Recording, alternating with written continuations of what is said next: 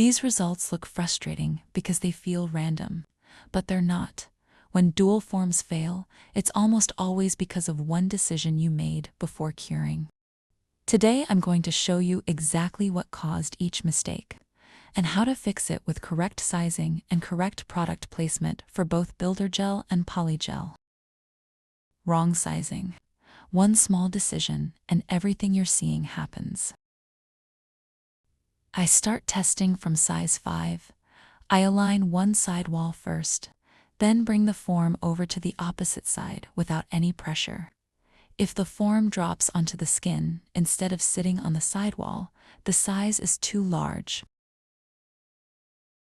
Now I test size 6 using the exact same method. This keeps the margin for error very low. Both sidewalls sit together cleanly, without any pressure.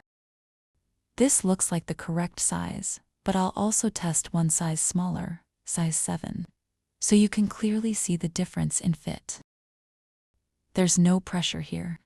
The sidewall lands on the nail surface and never reaches the sidewall. This size is small, so the correct choice is size 6. Now that you know how to choose the correct size, look at these mistakes again. They don't come from the same action, but they often start with the same decision. When the size is off, compensation begins. And that's what we're breaking down next. This is the stress zone, and this is where the highest amount of product needs to be.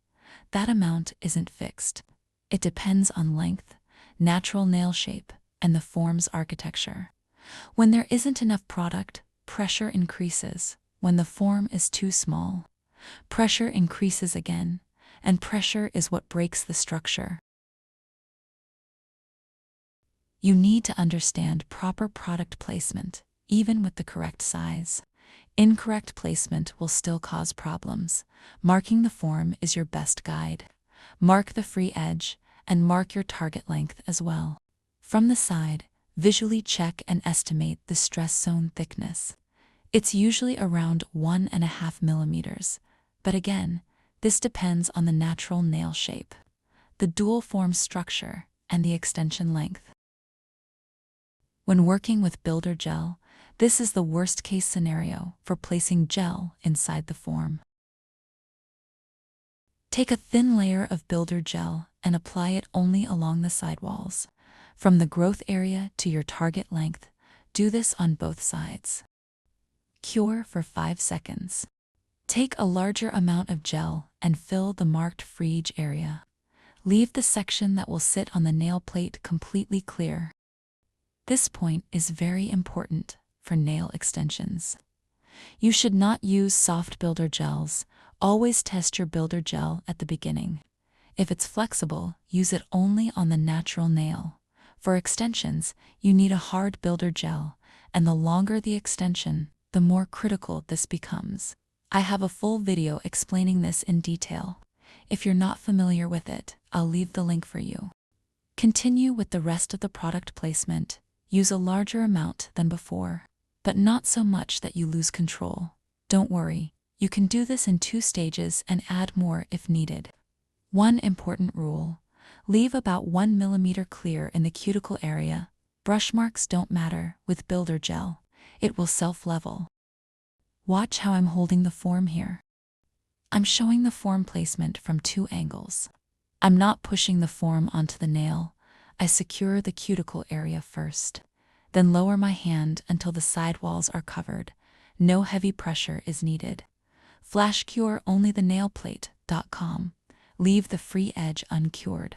The underside is completely clean because the pressure was controlled and the product amount was correct.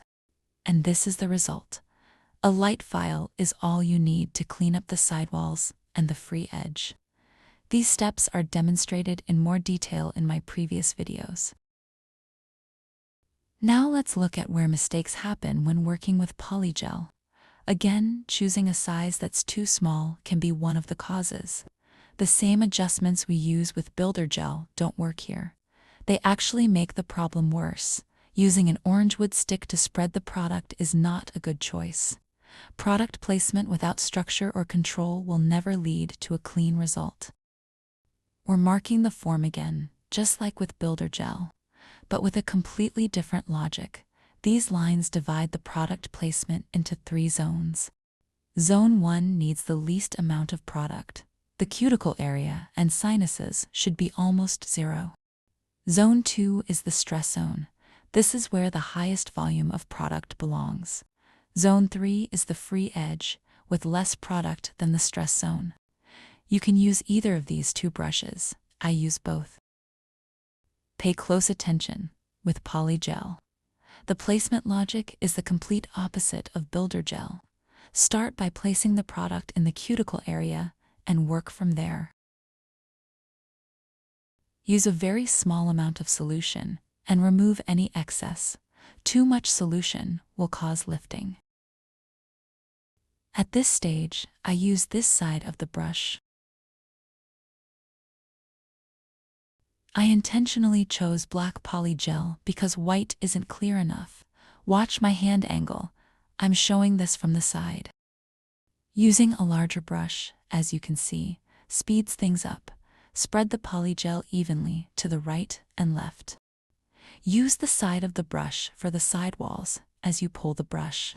Follow the markings and the zone divisions we created on the form. Go back in with the brush and pull the product away, reducing zone 1, including the sinuses and cuticle area, to 0 along the edges of the form. Take a look at the correct product placement here.